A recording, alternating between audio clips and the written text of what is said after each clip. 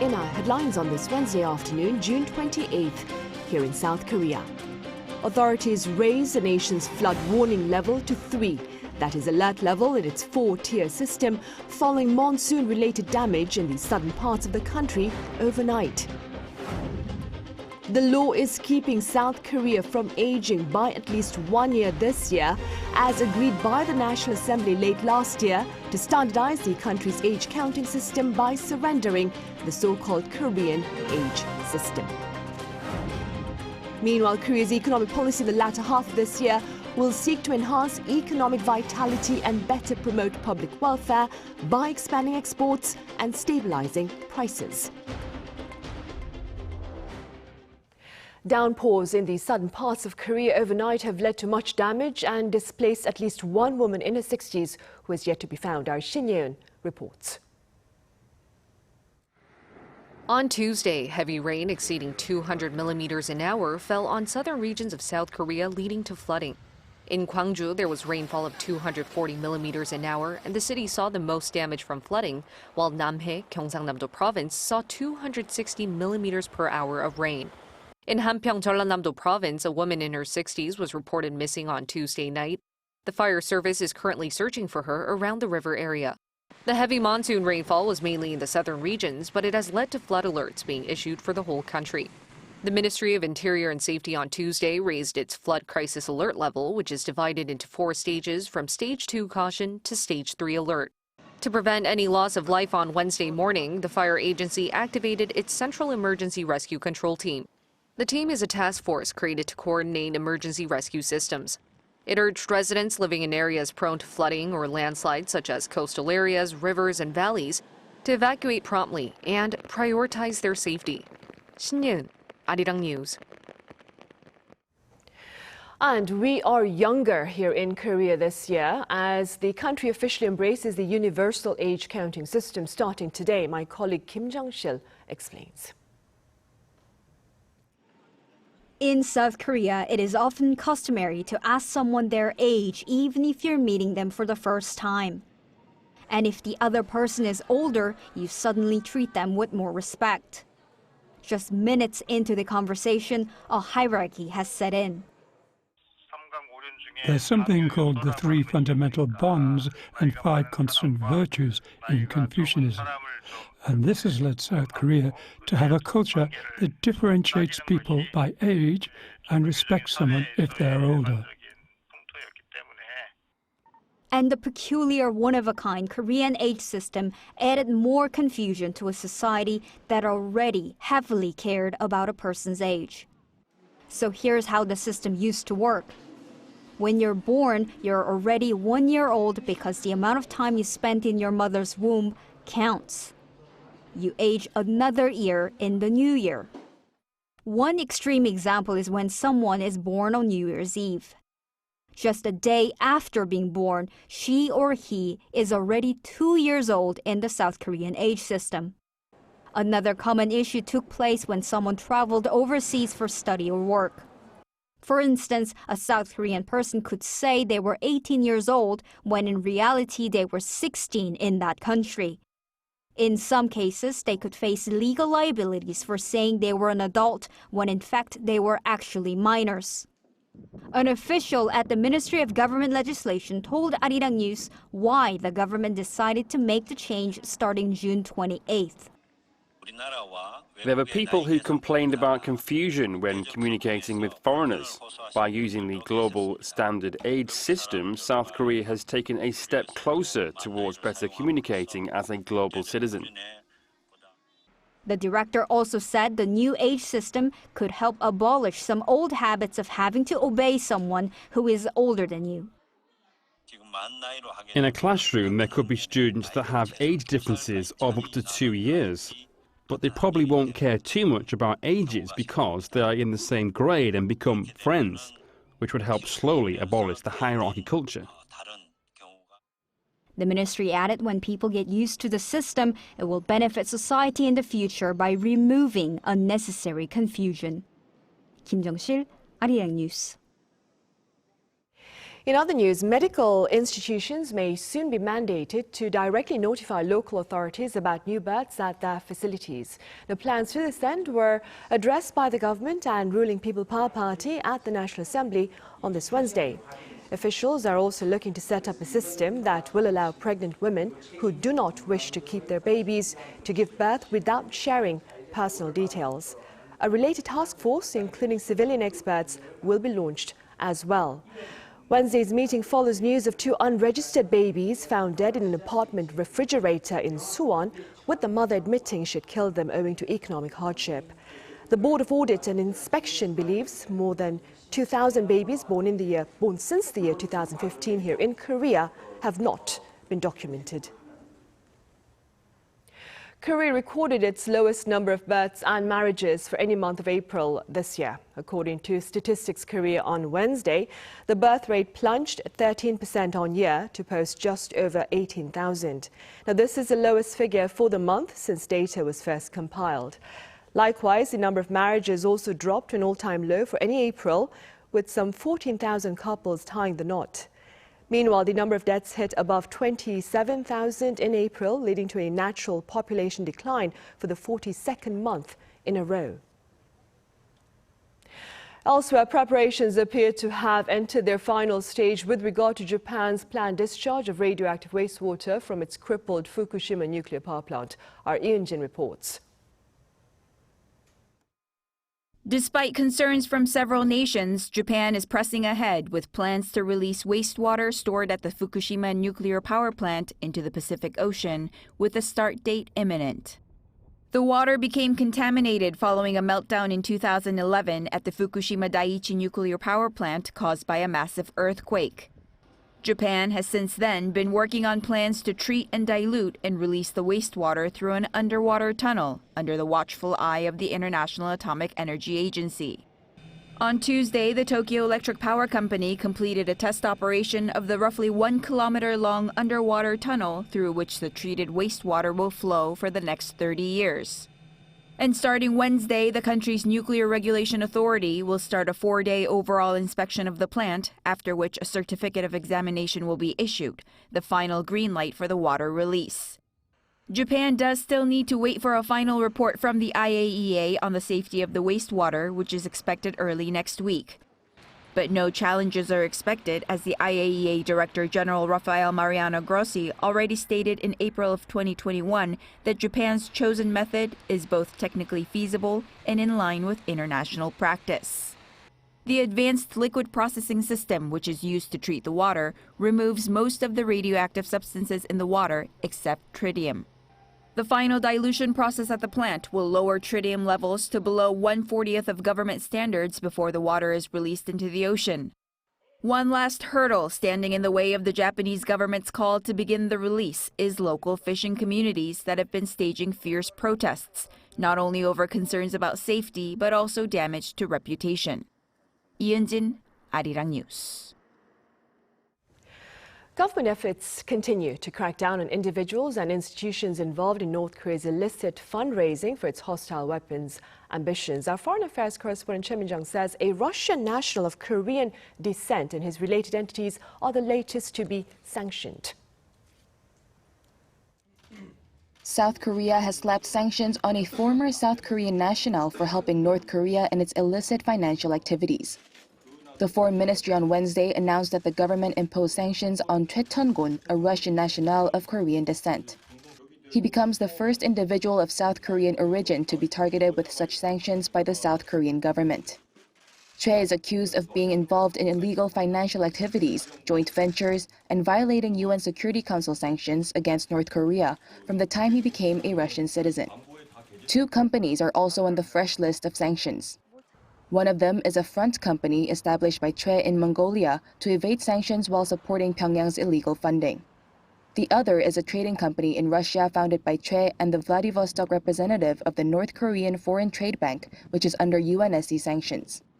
The trading company as well as its North Korean representative were added to the blacklist in line with a number of UNSC resolutions prohibiting the establishment and operation of joint ventures or partnerships with North Korean organizations and individuals.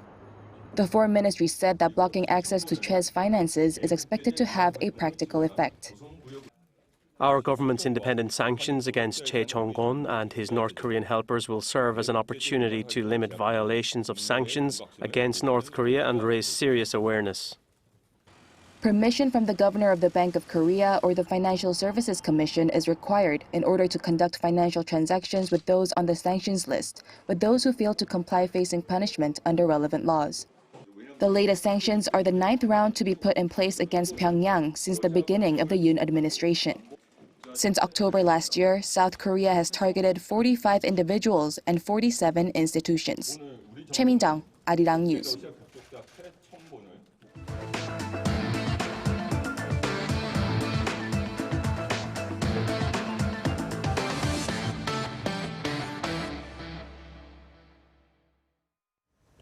Korea's economic policy for the latter half of this year will in essence seek to enhance economic vitality and better promote public welfare. Now, intentions to these ends were shared by Finance Minister Chu Kyung-ho during the government's emergency economic meeting earlier on this Wednesday. And as part of such intentions, he added the government will bolster exports and investments while seeking to stabilize prices. On the export front, Minister Chu also spoke of plans to boost the value of food exports to $15 billion by the year 2027. Preparations for Korea's declining and aging population, as well as concerns over economic security, will also remain high on the government's agenda. For the first time in some 13 months, consumers here have shared optimism about Korea's economy, according to the Bank of Korea. On this Wednesday, the composite consumer sentiment index rose by 2.7 points on month to 100.7 this June, marking the first time since May last year for the index to hit above 100. A reading above 100 means more consumers are optimistic than pessimistic about the economy. Now, this index has reportedly been on the rise for 4 months. Pundits are linking the trend to slowing prices and increasing face-to-face interactions. The head of the Russian paramilitary organization Wagner Group is currently in Belarus, as confirmed by the Eastern European country on Tuesday. Yevgeny Prigozhin will also not be prosecuted for his armed advance into Russian territory this past Saturday. Our Ising-jae has the latest. According to Belarusian President Alexander Lukashenko, Wagner chief Yevgeny Prigozhin arrived in Belarus after leading a brief mutiny against Russia. A private jet owned by Prigozhin was reportedly seen landing in Minsk on Tuesday morning, with aircraft tracking site Flight Radar 24 confirming that the aircraft had landed in Belarus. The news comes after the Wagner chief was exiled as part of a three-party deal between Russia, Wagner, and Belarus. The Belarusian leader also added that he convinced Russian President Vladimir Putin not to destroy the Wagner Group and its chief. Meanwhile, Moscow announced Tuesday that it had closed its criminal investigation into the armed rebellion led by Prigozhin, with no charges to be handed to any of the participants of the weekend insurrection. According to the Federal Security Service, its investigation found that those involved in the incident ceased activities directed at committing the crime. Despite President Putin branding those involved as traitors, the Kremlin promised not to prosecute Prigozhin and others after the mutiny ended on Saturday. In Russia, anyone found guilty of mounting an armed mutiny faces a sentence of up to 20 years in prison. With the possibility that the Wagner mercenary group could regroup in Belarus, nearby countries like Estonia, Latvia, and Lithuania, which are close to the Ukrainian-Belarus border, as well as Poland, seem to have no choice but to pay close attention to any movements by Wagner. While Belarus has made it clear that it has no intention of participating in the war in Ukraine, watchers say it's difficult to predict how the situation will change now with Wagner and its chief in the country. Ising-jae, Arirang News. 2 South Korean nationals were shot in Mexico on Monday local time and are in critical condition. According to Seoul's foreign ministry, the 2 victims in their 30s were taken to a local hospital after the shooting in Toluca, some 40 kilometers west of Mexico City. They were on a business trip to Mexico and were reportedly attacked as they were leaving a bank. The ministry here has called for a thorough investigation to bring those responsible to justice. Come Friday this week, a robot will direct an orchestra for the first time here in Korea, as local experts also seek to blend art and technology for a fresh cultural experience. Our Choi Soo-young has more. Can a robot replace a conductor? It all begins with this simple question. On the National Orchestra of Korea, in association with the Korea Institute of Industrial Technology, will be looking to provide the answer when a conducting robot named EVA-6 leads an orchestra for the first time in South Korea on June 30th. Expectations were high at Monday's rehearsal, and as EVA-6 began its performance of Horse Thumb, composed by Mevriva, all eyes were on whether the robot would function as a huge metronome or more like a real-life conductor. The highlight of the rehearsal was the performance of Kam, an improvisational piece between the human conductor Soo Choi and EVA-6, who both lead the orchestra together. Conductor Choi directed orchestra members to play music at the exact moment he believed to be right, while EVA-6 helped him to maintain the beat and rhythm. This piece lets you experience the process of completion and interaction between performers and conductors. The actual notes are not crucial, but you can see the communication between them. Conducting robots, such as Japan's Ashimo in 2008 and Switzerland's Yumi in 2017, have already astounded the music world, and the Institute has also devoted years of effort to developing the 6th version of its humanoid robot ever.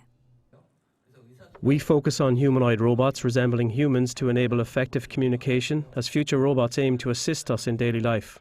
Conducting itself needs rapid light-speed gestures, prompting efforts to resolve this issue in response to the National Theatre's proposal. According to the composer of Kam and the robot's co-conductor, EVA-6 is not actually conducting, despite its superior accuracy and rhythm compared to humans. They pointed out EVA-6's inability to listen as its major weakness. I believe EVA-6 is more of a conductor-performer than a conductor, as it guides and performs gestures, while the performers respond through listening, confirming, correcting, and interpreting the music to create their desired expression. The question posed by EVA-6 about a future society where people coexist with robots is clear. It is possible for art to expand in a realm that was once considered exclusive to humans. Choi Soo-young, Arirang News.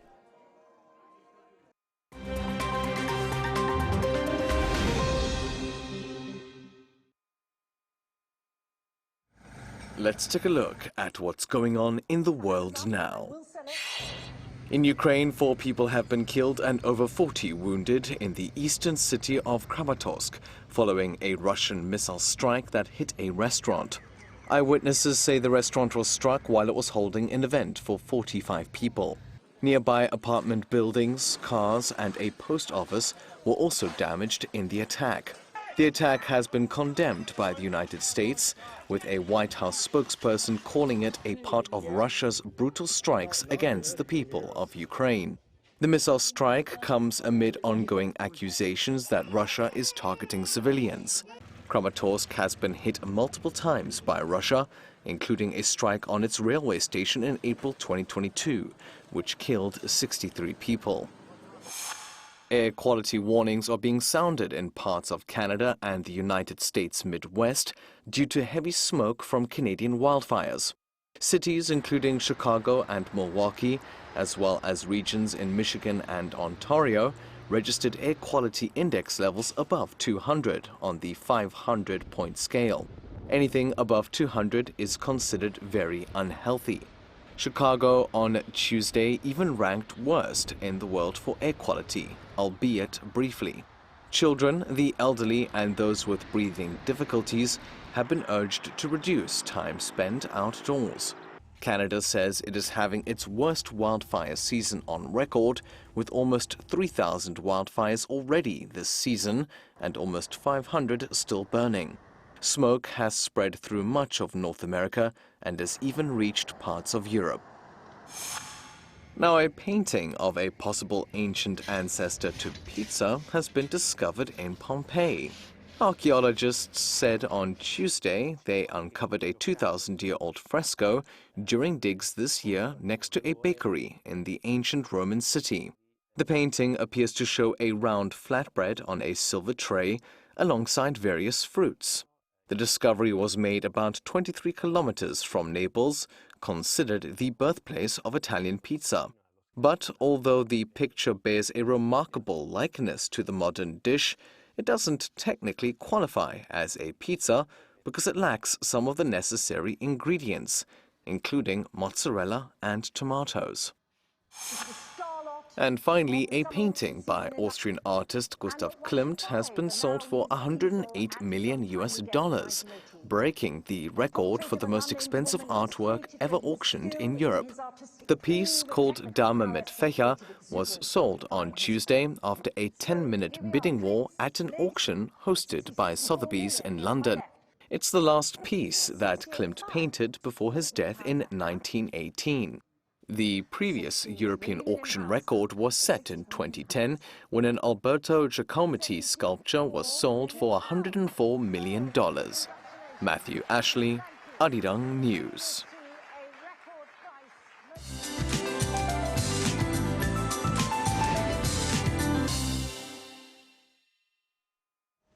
Good afternoon.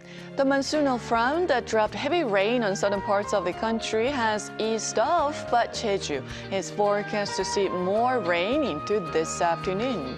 The rest of the country will see 5 to 40 millimeters of passing rain along with thunder and lightning during the day today.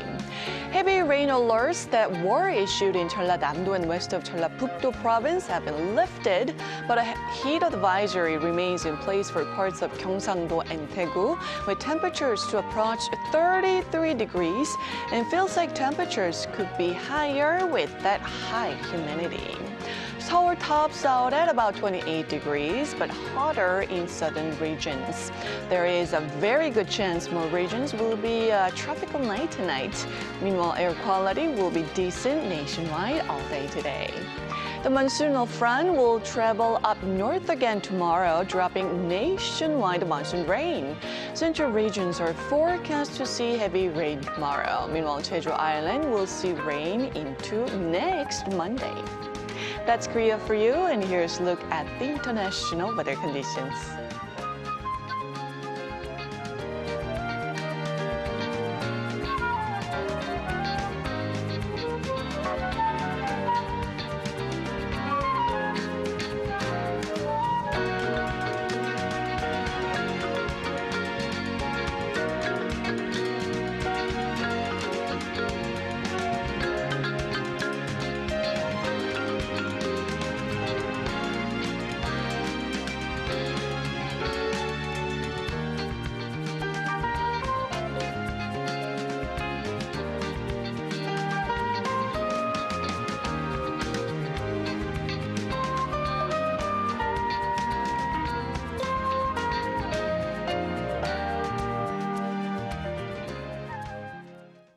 That ends our Wednesday afternoon newscast. We return with our panel session after this break. Do stay with us.